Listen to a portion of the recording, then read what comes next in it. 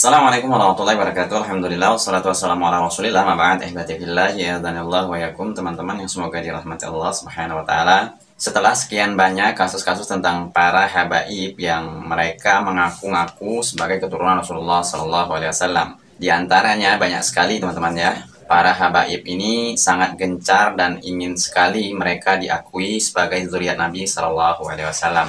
Namun teman-teman ya, ada di antara teman-teman kita dari kiai-kiai Nahdlatul Ulama yang menegaskan bahwa para habaib ini yang banyak sekali di Indonesia, yang kemarin sempat viral, yaitu Bapak Haji Roma Irama juga ikut-ikutan teman-teman ya, mengkritik dari nasabnya para kaum Ba'alawi ini. Namun di sini teman-teman ya, saya akan menampilkan sebuah video Habib Rizik Syihab memaparkan katanya tentang keabsahan Habib dari Yaman ini benar-benar zuriat Nabi Shallallahu Alaihi Wasallam. Di sini Habib Rizik Syihab memaparkan dengan cukup konkret teman-teman ya. Beliau membawa selembaran buku. Tentu saja isinya itu deretan jalur-jalur nasab dari Habib Yaman sampai ke Rasulullah Shallallahu Alaihi Wasallam katanya. Namun bagaimana teman-teman ya, jika orang Yaman sendiri itu sama sekali tidak mengakui atau tidak mengenal dari golongan para Habib Ba'alawi ini? Seperti contohnya orang-orang Yaman berikut ini, mereka sama sekali tidak mengenal gelar Habib tersebut. Coba kita simak video penjelasan dari orang-orang Yaman ini. Ini soal, fil Yaman موجود ذرية النبي أم لا؟ من؟ في اليمن معروف عندنا في حبائب هذا صحيح أم لا؟ هذا شيعة إذا ليس صحيح ها؟ أعلمي هذا الشيعة شيعة. كيف رأيك حبيب عمر بن حفيد؟ هذاك هل هو من ذرية النبي؟ لا ها؟ لا أوه. هذاك الحضرمي هذاك الصوفية صوفية ليس، إذا ليس الذرية ها؟ ليس الذرية ها؟ جزاه الله خير. لكن في إندونيسيا معروف عندنا هم يقولون من ذرية النبي بعلوي. أيوة أيوة. هم من ذرية النبي ولا؟ nggak tahu katanya. Saya nggak ini loh. Saya juga ya bilanginnya. لكن معروف عندنا في إندونيسيا هم يقولون من أهل من ذرية النبي صلى الله عليه وسلم. صحيح أم لا؟ أيوة. ها؟ هذا صحيح أم لا من ذرية النبي؟ الله أعلم. والله itu dia tahu. Itu dia tahu. Itu dia. Wallahu a'lam. Saya tanya min ذرية النبي أم لا? Bayangkan teman-temannya, orang-orang Yaman sendiri saja itu tidak mengenali para habaib ini. Tapi kok di Indonesia mereka sangat terkenal ya. Sedangkan orang-orang Yaman sendiri pada geleng-geleng setelah mereka ditanyai tentang para habaib. Dan ini dia teman-temannya ulasan dari Habib Rizik Syihab tentang pemaparan jalur-jalur nasab Habib dari Yaman ini, katanya benar-benar sampai ke Rasulullah SAW. Silahkan simak saja bagaimana tanggapan teman-teman semua. Apakah benar yang diungkapkan oleh Habib Rizik Syihab ini tentang keabsahan kaum Ba'alawi dari Yaman ini benar-benar keturunan Rasulullah SAW. Coba kita simak videonya. Di sini waktu itu saya berikan judul, benarkah habaib Indonesia keturunan Rasulullah Sallallahu Alaihi Wasallam. Nah di sini semuanya totalnya cukup banyak, ada 20 slide, tapi ada beberapa slide yang menarik. Mari kita lihat di halaman pertama saja, saya buka di sini. Kita lihat nasab Ali Ba'alawi. Nah, coba lihat nasab Al Ba'alawi. Paling atas Nabi kita Muhammad Sallallahu Alaihi Wasallam. Beliau punya putri yang bernama Fatimatus Zahra. Fatimatus Zahra dengan Nabi sama-sama wafat tahun 11 Hijriyah. Kemudian Siti Fatimah punya anak, ada Al-Hasan, ada Al-Husain. Kalau Ba'alawi ini dari Al-Husain, nah, bukan Al-Hasan. Nah, Al-Husain As-Sibt. As-Sibt itu saudara artinya cucu ya. Kalau cucu dari anak perempuan itu disebut Sibtun. Kalau cucu dari anak laki-laki disebut Hafidun. Nah ini kan Sayyidina Husain ini cucu dari anak perempuan, yaitu cucu Nabi dari Fatimatus Zahra. Nah Sayyidina Husain wafat tahun 61 Hijriah ketika terjadi tragedi Karbala. Nah ternyata di padang Karbala ini ada beberapa anak Sayyidina Husain dan beberapa anak Sayyidina Hasan yang masih kecil selamat dari pembantaian. Jadi kalau ada yang bilang, oh mereka sudah mati semua, bohong. Nah dulu ada yang nyerang begitu, turunan Nabi udah nggak ada, kata dia, karena Nabi nggak punya anak laki. Dibantah oleh para ulama. Nah gagal, mereka tuduh begitu, mereka bilang iya turunan Nabi memang ada, tapi kan udah mati semua di padang Karbala. Dibantah lagi oleh para ahli sejarah. Nah kemudian mereka mulai beralih menyerang yang lain. Jadi satu serangan gagal beralih ke yang lain, satu serangan gagal beralih kepada yang lain. Nah kemudian mereka mulai menyerang siapa? Imam Ali Uraidi yang mereka serang. Kata mereka Imam Ali Uraidi itu bukan anak Ja'far Shadiq.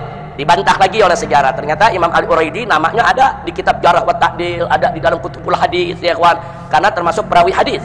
Nah kemudian mereka mulai serang Imam Ahmad Muhajir, itu yang saya kasih tanda merah itu ya kawan. Diserang Imam Ahmad Muhajir. Nah ini di tahun 2015 ini yang saya buat jawabannya untuk mereka ya kawan. Nah jadi sekali lagi mari kita lihat dulu nasabnya dari Nabi ke Fatimah Zahra, dari Fatimah Zahra ke Al-Husain. Nah, anak Sayyidina Husain yang merupakan datuknya Ba'alawi adalah Al-Imam Ali Zainal Abidin. Sebetulnya namanya Ali Al-Ausat. Namanya Ali Al-Ausat. Sayyidina Ali itu anaknya ada tiga. Sayyidina Husain pada saat terjadi pada tragedi Karbala ada tiga anaknya bernama Ali. Ali Al-Akbar, Ali Al-Ausat, Ali Al-Asghar. Ali Al-Akbar sudah dewasa, dia yang menjadi panglima perang bapaknya waktu terjadi tragedi Karbala, dan dia yang maju paling depan untuk menghantam mereka-mereka yang ingin membantai keluarga Nabi dan gugur sebagai syahid. Sedangkan Ali Al-Ausat saat itu masih remaja, usianya diperkirakan sekitar 16-17 tahun, lagi sakit, demam, sakit keras, dan ada di kemah. Dia tidak bisa perang. Jangankan perang, berdiri saja dia tidak mampu. Dia dijaga oleh bibinya, oleh adiknya Sayyidina Husain yang bernama Sayyidah Zainab. Sayyidah Zainab yang menjaga dia dan menjaga anak-anak kecil, keponakan-keponakan Sayyidina Husain di dalam kemah. Sementara di luar lagi berkecamuk perang yang tidak seimbang. Sayyidina Husain bersama keluarga dan sahabat hanya 72 orang jumlahnya, sementara yang menyerang lebih dari 3.000 orang ya kawan. Jadi satu pertempuran yang tidak seimbang. Tapi Ahlul Bait menghadapi dengan gagah, tabah, dan dengan keberanian luar biasa. Kemudian Sayyidina Husain punya yang namanya Ali Al-Asghar, yang paling kecil, itu masih bayi. Usianya sekitar 6-7 bulan. Saudara, di dalam kemah dia kehabisan susu ibunya sudah tidak keluar, air sudah tidak ada. Sementara keluarga Nabi dikepung di padang Karbala, tidak boleh mendekati sungai. Nah kemudian Sayyidina Husain dengan beberapa orang mencoba untuk menyelinap, saudara, sembunyi-sembunyi, berhasil mendekati sungai untuk memberikan si bayi ini air, saudara, karena ini anak udah kehausan. Nah begitu sampai ke pinggiran sungai, tiba-tiba sebuah anak panah meluncur mengenai si bayi dan bayi meninggal dunia. Akhirnya Sayyidina Husain diusir lagi, kemudian beliau balik badan, terus kembali ke kemah lagi ya kawan.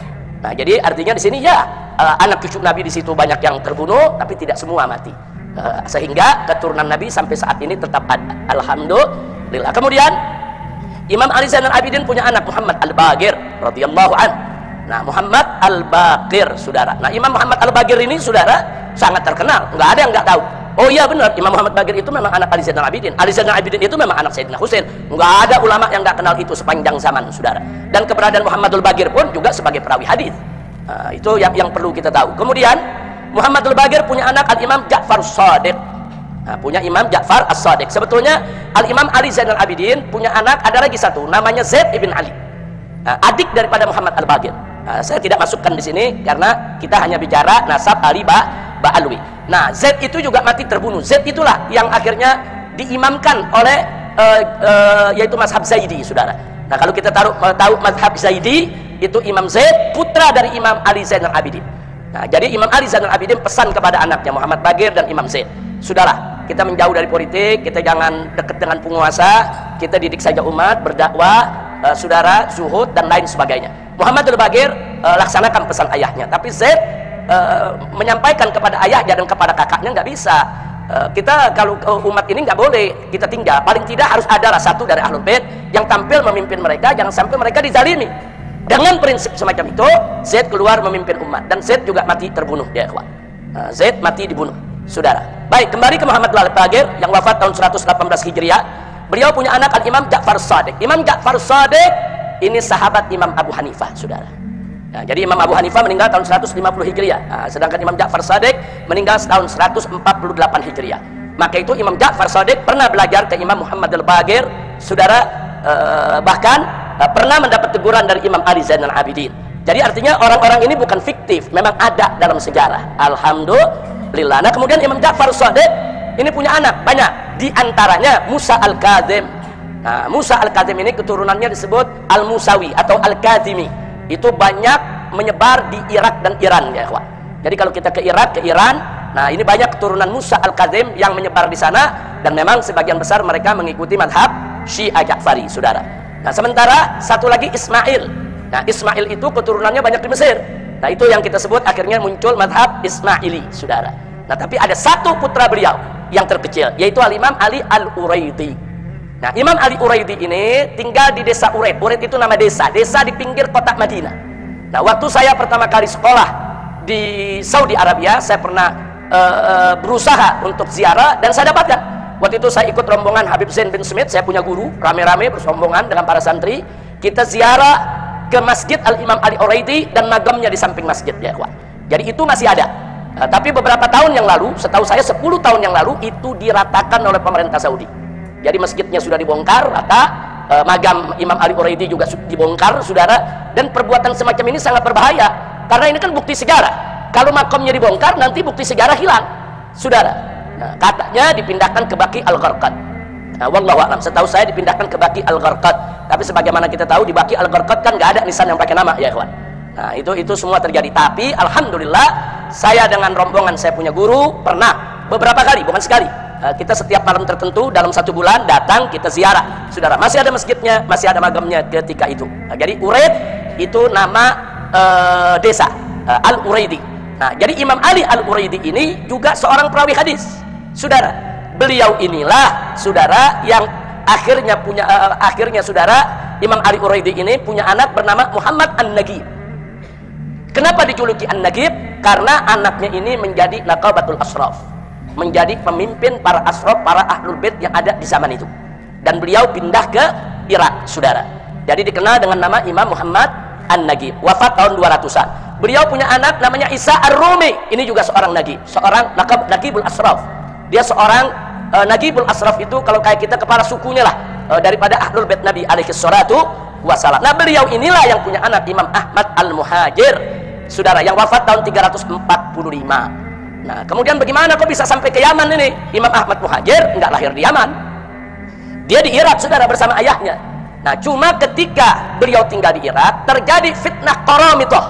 Nah, tolong diingat, terjadi fitnah Qaramitoh. Qaramitoh itu kelompok Syiah yang sesat menyesatkan, saudara. Dan dia kelompok ekstrim, saudara, yang gampang betul membunuh orang yang tidak sejalan dengan mereka. Dan kelompok Qaramitoh ini yang pernah menyerbu Ka'bah, kemudian mencuri Hajar Aswad, dirampas, dan Hajar Aswad dibawa ke Bahrain. Nah, jadi dulu selama beberapa puluh tahun itu Hajar Aswad sempat tidak ada di Mekah, ya kawan. Dibawa oleh kelompok Qaramitoh. Nah, Qaramitoh nyebar di Mekah, di Irak, di mana tempat ini menyebar. Nah, akhirnya Imam Ahmad Muhajir melihat fitnah Qaramitoh itu begitu dahsyat, beliau ajak keluarganya semua dan para sahabatnya, saudara, kurang lebih ada 300-an orang. Itu rame-rame, saudara, dari Baghdad, mereka rame-rame ke Madinah, kemudian ke Mekah. Nah, pada saat perjalanan itu terjadi perampasan Hajar Aswad, yang akhirnya beliau lihat ini fitnah udah kelewat batas, saudara, di mana-mana terjadi kekacauan, huru hara, saudara. Akhirnya beliau bawa seluruh keluarga dan sahabatnya 300 orang ke Hadramaut. Nah, kenapa ke Hadramaut? Karena ada satu riwayat hadis yang menyebutkan jika terjadi huru hara di mana-mana, fa'alaika bi Hadramaut, maka carilah Hadramaut, tinggal di sana, kau akan dapatkan ketenangan. Nah, itu yang dipakai oleh Imam Ahmad. Akhirnya beliau masuk ke Hadramaut. Begitu masuk ke Hadramaut nggak gampang. Di sana ternyata di Hadramaut saat itu sarangnya kaum ini apa namanya, Khawarij, saudara. Ibadiyah itu salah satu sekte Khawarij. Nah, Ibadiyah yang paling modern saat ini. Khawarij itu ternyata setelah mereka dulu diperangi oleh Sayyidina Ali di Mekah, di Madinah, di Irak, mereka semua larinya ke Hadramaut, ya kawan. Hadramaut saat ini dikuasai oleh Khawarij. Jadi begitu mereka dengar ada Al-Husaini, Sayyid turunan Nabi, datang ke Hadramaut, mereka nggak terima. Nah, disambutlah dengan perang, ya kawan. Nah, jadi artinya Imam Ahmad Muhajir dengan 300 pasukan diserbu sama 1000-an lebih pasukan Khawarij. Mereka mau dibunuh. Mereka bilang karena mereka ini Khawarij ini benci dengan keluarga Nabi, nggak suka dengan keluarga Nabi, apalagi dengan keturunan Sayyidina Ali, karena Sayyidina Ali dianggap membantai kelompok mereka, karena mereka kan berontak terhadap Sayyidina Ali, ya kawan. Nah, jadi karena mereka sudah benci dengan Sayyidina Ali, dengan turunannya pun benci, mereka kobarkan. Itu yang disebut perang Bahran, saudara. Jadi ada perang. Jadi kalau ada yang bilang Imam Ahmad Muhajir nggak ada, oh dia nggak ngerti sejarah, dia nggak tahu perjalanannya. Perang itu dicatat di Hadramaut. Dulu ada perang ini, namanya, kejadiannya di sini, yang berperang siapa. Nah, ketika itu ada ribuan Khawarij menyerang, yaitu keluarga Nabi ini, saudara. Nah, begitu serang ini 300 orang. Ini kalau lihat kejadian begini, nasibnya bisa sama dengan Sayyidina Husain di Karbala atau sama dengan Zaid bin Ali, saudara. Yang juga cuman pasukannya sekitar 300 dan semuanya dibunuh, Zaid bin Ali. Nah, kali ini, saudara, ternyata di utara Yaman itu ada mazhab Zaidi. Nah, Syiah itu kan ada Ja'fari, ada Ismaili, ada Zaidi. Nah, Zaidi ini cinta kepada Ahlul Bait. Jadi begitu mereka dengar ada keluarga Ahlul Bait datang dari Irak ke Hadramut mau diserang oleh orang-orang Khawarij, mereka dari utara turun membantu keluarga Nabi dan terjadi peperangan yang kita sebutkan barusan, dan akhirnya mereka menang. Begitu mereka menang, Khawarij terusir dari Hadramut. Mereka lari. Kemana mereka lari? Ke Oman. Saat ini jadi negara Oman ya ikhwah. Negara Oman hari ini dari mulai sultannya sampai rakyatnya, saudara, itu mayoritas dipegang oleh Khawarij, tapi dari sekte yang moderat, sekte yang tidak lagi ekstrim, sekte yang tidak lagi mengkafir-kafirkan orang, yang disebut sekte Ibadiyah. Nah, jadi dulu mereka di Hadramut mereka yang kuasai. Kemudian mereka terpukul kalah. Saat ini mereka tinggal di Oman ya ikhwah. Nah, dari situlah Al-Imam Ahmad Muhajir mulai saudara dakwahnya di Hadramut. Sampai di sini kira-kira jelas ya. Nah, kalau ada yang mau lebih jelas lagi silakan buka saja. Saya punya video yang sudah dimuat sejak 2015 ya ikhwah. Nah, dari situ akhirnya Imam Ahmad Muhajir punya anak bernama Ubaidillah atau disebut juga Abdullah. Sebagian kitab menyebut Abdullah, sebagian kitab menyebut Ubaidillah. Ini bukan kontradiktif, bukan. Ubaidullah itu kan tasghir daripada Abdullah. Seperti ada mengatakan anak Nabi laki-laki ada yang bernama Thayyib, ada juga yang bernama Thahir, ada juga yang bernama Abdullah. Padahal tiga-tiganya orangnya satu. Namanya Abdullah, julukannya At-Thayyib, At-Thahir. Jadi anak Nabi itu ada Qasim, ada Ibrahim, ada Abdullah, anak lakinya saudara. Yang Abdullah ini julukannya At-Thayyib, At-Thahir. Nah, cuman karena orang baca di hadis yang satu bilang Thayyib, di hadis yang satu bilang Thahir, orang pikir anak laki-lakinya ada 5 ya ikhwah. Padahal Abdullah, Thayyib dan Thahir satu orang. Kira-kira jelas gak? Ini untuk memudahkan pemahaman, jadi nggak usah kaget kalau ada kitab nasab yang bilang Abdullah, ada kitab nasab yang bilang Ubaidillah, saudara. Jangan kemudian dianggap oh ini taswir, ini pemalsuan. Nggak begitu, saudara. Nah baik, kalau dibilang pemalsuan repot, nanti hadis-hadis tentang anak Nabi palsu semua dong, gara-gara namanya beda-beda ya kawan. Kira-kira jelas tidak? Jelas semua ya. Baik, nah Ubaidillah ini punya anak yang bernama Alwi. Inilah Habib yang pertama dari keturunan Nabi yang dikasih nama Alawi. Sebelum itu nggak ada yang namanya Alawi ya kawan. Nah, ini yang pertama kali disebut Alawi, sehingga keturunannya disebut Ba'alawi.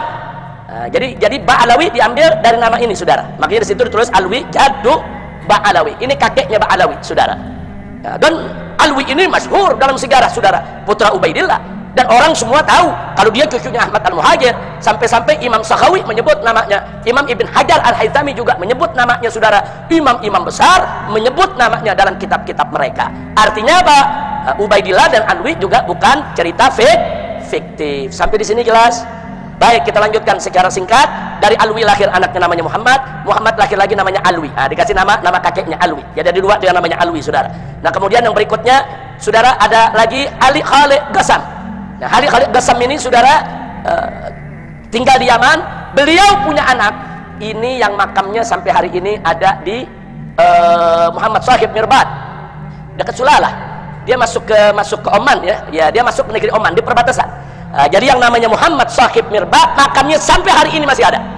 Makanya banyak santri-santri Al-Ahqaf kalau dulu mau ke Ahqaf, mau ke Hadramut lewat Sulalah, itu biasanya mereka mampir dulu kemari. Karena di daerah Sulalah itu di situ ada magam Nabi Ayub ya, ada magam Nabi Ayub, Nabi Imran, kemudian juga ada magam Muhammad Sahib Mirbad. Nah, ini sudah ada di Oman ini magamnya ya ikhwan. Nah, dari situ saudara ada 2 anak Imam Muhammad Sahib Mirbad, ada 2 anak yang sangat populer. Yang pertama adalah bernama Ali, yang kedua bernama Alwi saudara. Nah, Ali disebut Walidul Faqih. Kenapa beliau disebut Walidul Faqih? Karena beliau ayah kandung Al-Imam Muhammad Al-Faqih Al-Muqaddam. Jadi kalau disebut Al-Faqih Al-Muqaddam saudara, nah namanya Muhammad, ayahnya adalah Ali. Makanya Ali disebut Walidul Faqih, ayahnya Faqih Muqaddam. Sehingga yang bernama Alwi, saudaranya Ali disebut Ammul Faqih. Jadi yang satu disebut Walidul Faqih, yang disebut Ammul Faqih. Kenapa? Karena memang Faqih Muqaddam ini tokoh sentral habaib saudara yang sangat terkenal.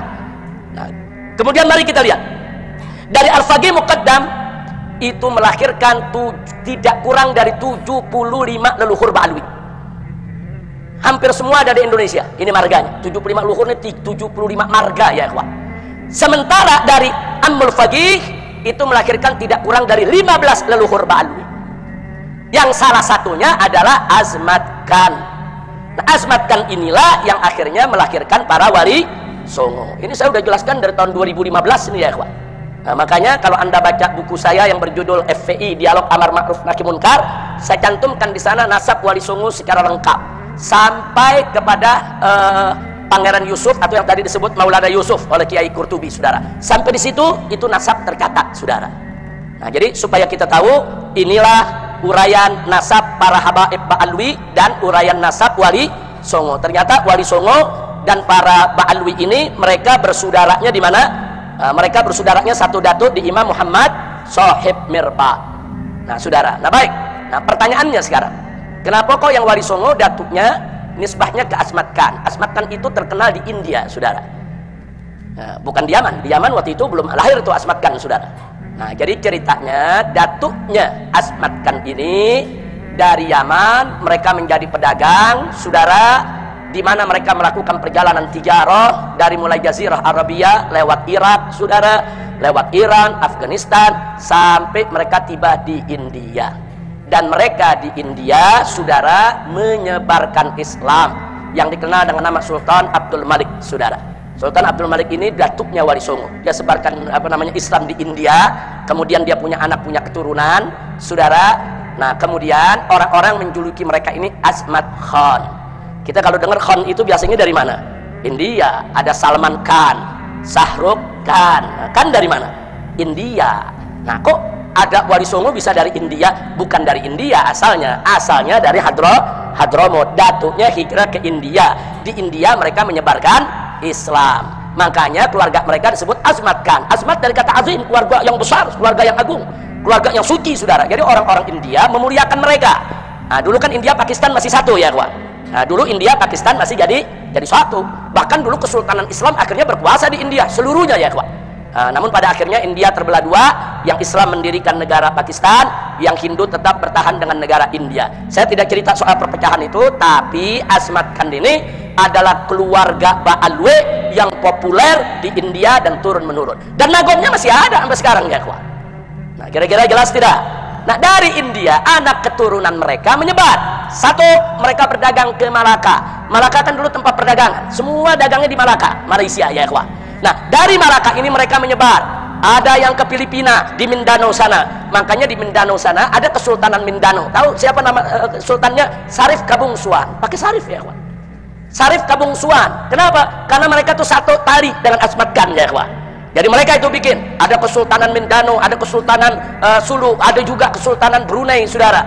Jadi mereka ini menyebarkan Islam di Filipina, Brunei, Malaysia, dan mereka banyak jadi sultan, ya kawan. Nah, kira-kira jelas tidak? Nah, dari Malaka ini pula lah ada yang terjun ke Pulau Tanah Jawa. Kalau saya sebut Pulau Jawa, maksudnya dari ujung Kulon Banten sampai ke Banyuwangi sana, saudara, bahkan sampai ke Madura. Nah, Tanah Jawa ini, saudara, dulu menjadi garapan para Wali Songo. Kenapa? Karena di antara pulau-pulau yang ada di Indonesia, yang paling padat itu Pulau Jawa, ya kawan. Bahkan dulu pusat pemerintahan juga kan di Pulau Jawa, ya kawan. Apakah itu dari mulai kerajaan Majapahit, sebelumnya Singosari sampai Sriwijaya, ya kawan, yang kekuasaannya sampai ke Palembang sana dan seterusnya. Nah, jadi mereka lah yang menyebarkan Islam di Tanah Jawa, ya kawan. Itu satu keluarga semua. Sarif Kabungsuan yang ada di Mindanao, Filipina Selatan, keluarga Kesultanan Mindanao, Kesultanan Sulu, sampai Kesultanan di Tanah Jawa, semua satu pongkol, yaitu daripada keluarga besar Asmat Khan. Kira-kira sampai sini jelas tidak? Jelas tidak? Nah, lalu bagaimana kalau yang Ba'alwi, saudara? Yang Ba'alwi, yang habaib dari Hadramut ini, saudara. Nah, yang dari Hadramut, yang 75 leluhur, mereka juga rame-rame berdagang. Nah, tapi saudara, mereka tidak tinggal di India, mereka juga tidak keliling Irak dan lain sebagainya. Nah, mereka menggunakan jalur laut, berlayar sampai mereka tiba di Aceh. Nah, mereka mulai tiba di Aceh, kemudian cari tempat yang layak, dan mereka temukan Palembang. Palembang itu tempat kumpulnya habaib dari yang 75 leluhur, saudara. Nah, termasuk Habib Utsman bin Yahya, pertama terjunnya ke Palembang, saudara, datuknya. Nah, dari Palembang mereka menyebar. Ada yang ke Kalimantan, ada yang ke Sulawesi, ada yang ke Irian, saudara. Nah, mereka nyebar ke seluruh tanah-tanah Jawa di sana, saudara.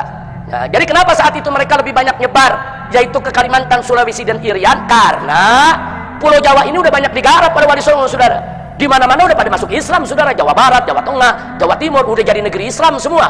Nah, mereka mencari tempat-tempat yang masih belum tersentuh Islam. Makanya ada yang masuk ke Sulawesi seperti guru tua Habib Idrus bin Salim Al-Jufri, saudara, yang membangun Al-Khairat hampir 1.500 sekolah yang ada di wilayah Indonesia Timur. Belum lagi saudara-saudaranya Habib Utsman bin Yahya, saudara, yaitu Habib Hasyim yang menyebarkan Islam di Kalimantan. Sampai ada satu juga pangeran kerajaan Kalimantan Timur, saudara, kerajaan Kutai setelah Islam, itu juru agamanya dan pangerannya adalah dari keluarga besar bin Yahya, ya ikhwan. Nah, disitulah menyebar. Jadi artinya apa? Artinya Ba'alwi ini baik yang dari Walidul Faqih maupun yang dari Amul Faqih bahu membahu untuk mengislamkan Indonesia. Saya tanya, bagus tidak itu? Bagus, saudara. Enggak ada yang perlu diperdebatkan soal itu, saudara. Memang di kalangan ahli nasab ada perbedaan soal nasab asmatkan, saudara. Memang ada perbedaan, tapi perbedaan itu nggak bisa dijadikan dalil membatalkan nasab asmat kan, saudara. Enggak. Sementara para ahli sejarah, para mu'arrikh, saudara, hampir sepakat sebagaimana disampaikan oleh Sayyid Muhammad Diya Syihab dalam tahqiqnya untuk kitab Samsud Zahirah. Nah, dalam catatan tahqiqnya beliau sampaikan, saudara, nah, bahwa para ahli tarikh umumnya sepakat Wali Songo itu berasal dari asmat kan. Kalau mereka asmatkan, berarti mereka Ba'alwi. Kalau mereka Ba'alwi, berarti mereka keturunan Rasulullah SAW. Kira-kira sampai sini jelas tidak? Jelas tidak? Nah, sekarang baik, sudah tahu seperti ini, mungkin ada mau tahu apa aja sih leluhur-leluhurnya Ba'alwi ini, baik yang menurunkan Wali Songo maupun yang lainnya. Perhatikan dalam kitab Aswaja yang saya buat, ya kawan, menyoroti Wahabi dan Syiah. Di kitab ini saya sudah uraikan semuanya, ya kawan, di halaman 215. Nah, perhatikan baik-baik. Imam Al-Faqih Al-Muqaddam Muhammad bin Ali Ba'alawi menurunkan para imam yang merupakan para datuk dari marga-marga habaib, antara lain ada 7, di sini saya sebut bukan 75 lagi, 95.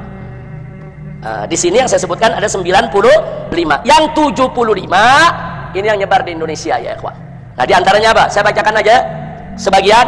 1. Abu Numay, 2. Ad-Dahab, 3. Az-Zib, kemudian 4. Al-Attas, 5. Al-Idrus, 6. Al-Bahar, 7. Al-Baiti, 8. Al-Bar, 9. Al-Barahim, 10. Al-Barakat, 11. Al-Barun, 12. Al-Barakbah, 13 Al-Bata, 14 Al-Buftaim, 15 Al-Ghaidi, kemudian 16 Al-Khumri, 17 Al-Husn, 18 Al-Habshi, 19 Al-Haddad, 20 Al-Hadi, 21 Al-Hamadun, 22 Al-Hamid, 23 Al-Khindwan, 24 Al-Hiy, kemudian 25 Al-Jazirah, 26 Al-Jufri, 27 Al-Junaid, 28 Al-Jailani, 29 Al-Kaf, 30 Al-Qadat, kemudian bukan Al-Haddad, ya lain lagi, Al-Qadat, saudara, kemudian 31 Al-Qirishah, ya 32 Al-Khamur, 33 Al-Khaneman, 34 Al-Khirid, 37 Al-Khun, 36 Al-Madikik, 37 Al-Mahdi, 38 Al-Maknun, 39 Al-Marzan, 40 Al-Masilah, 41 Al-Masyhur, 42 Al-Muallim, 43 Al-Mudhir, 44 Al-Mugaber, 45 Al-Mukhtar, 46 Al-Munawwar, 47 Al-Musawa, kemudian 48 Al-Musayyah, 49 Al-Mutahhar, 50 Al-Ghadi, 51 Al-Gadri, 52 Al-Gutban, 53 At-Taha, 54 Al-Wahd, 55 Ar-Rakhila, 56 Ar-Rawsan, 57 Ar-Rudai, 58 Ar-Rus, 59 As-Sakran, 60 As-Segaf. Kemudian ini disusun berdasarkan abjad, ya. Ntar ada yang tanya, kok As-Segaf adanya belakangan? Berdasarkan abjad, yang A dulu baru yang B, begitu. Jangan ntar As-Segaf protes, ya. Ini kok As-Segaf yang justru kakak paling tua kok jadi ditaruh belakang ini. Nah, jadi jangan protes dulu As-Segaf, ya. Al-Habsyi juga karena hak, ya kita taruh di hak, ya kawan. Baik, selanjutnya saudara, ada 61 As-Sirri, 62 As-Safi, 63 As-Salabiyah, 64 As-Sabsabah, kemudian 65 As-Syambal, 66 As-Syatiri, 67 As-Syaikhan, 68 As-Syili, 69 Az-Zahir, 70 Ba'agil, 71 Baharun, 72 Bahasan, 73 Bahusain, 74 Bajahdab, 75 Basyeban. Nah, ini Basyeban ini Jawa Timur banyak, saudara, kiai-kiai yang dia punya nasabnya Basyeban. Nah, tentunya saudara, ini nasab-nasab yang saya sebutkan ini, saudara, sesuai dengan data-data yang ada dari kitab nasab. Kemudian yang berikutnya lagi 76 Basmele, 77 Ba Umar, 78 Balghis, 79 Bilfagi, 80 bin Hamid. Al-Hamid dengan bin Hamid beda ini. Ada bin Hamid. Kemudian 81 ada bin Harun, 82 bin Hashim, 83 bin Ibrahim, 84 bin Ismail, 85 bin Jindan, 86 bin Sahil, 87 bin Sumaitan, 88 bin Syaikhan, 89 bin Syihab. Bin Syihab belakangan lagi. Yang ke-89, ya kawan. Karena S kan belakangan. Nah, kemudian 90 bin Yahya, bergandengan lah tuh bin Syihab bin Yahya, ya. Abah Umi itu Muhammad, ya. Baik, berikutnya 91 Fad'ah, 92 Jamalul Lail, 93 Maulad Dawilah. Maulad Dawilah paling tua ini. namanya di nomor 93, 94 Maula Khailah, saudara, dan 95 Syekh Abu Bakar bin Salim.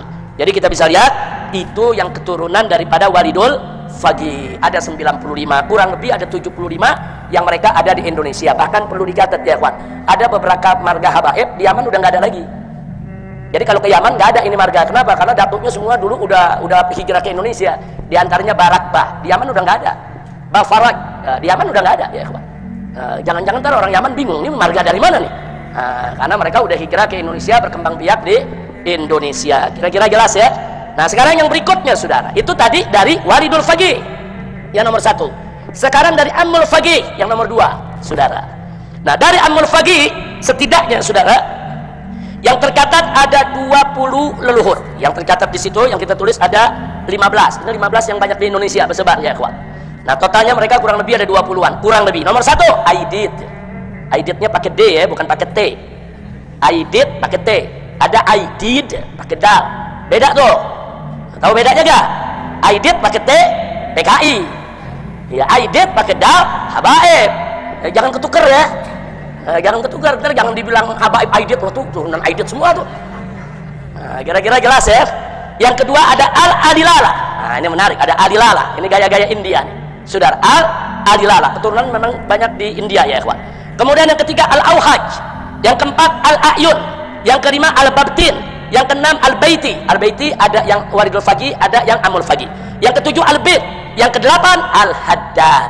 Nah Al-Haddad di sini nih, saudara. Nah, Al-Haddad.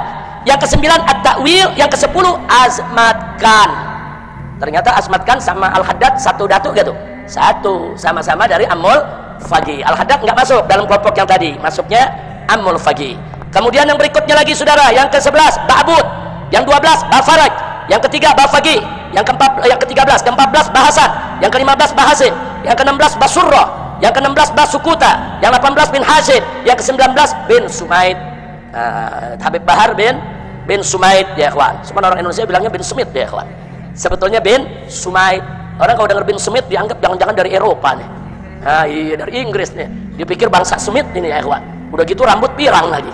Oh, jangan-jangan ini dari Eropa nih. Enggak, bin Smith itu satu pongko tuh. Bin Smith, Al-Haddad, Basurrah sama Azmat Khan, satu pongko. Dan yang ke-20 bin Thohir. Itulah penjelasan dari Habib Rizik Syihab mengenai nasab para habaib yang akhir-akhir ini ramai ditentang oleh sebagian orang. Wallahu a'lam. Wassalamualaikum warahmatullahi wabarakatuh.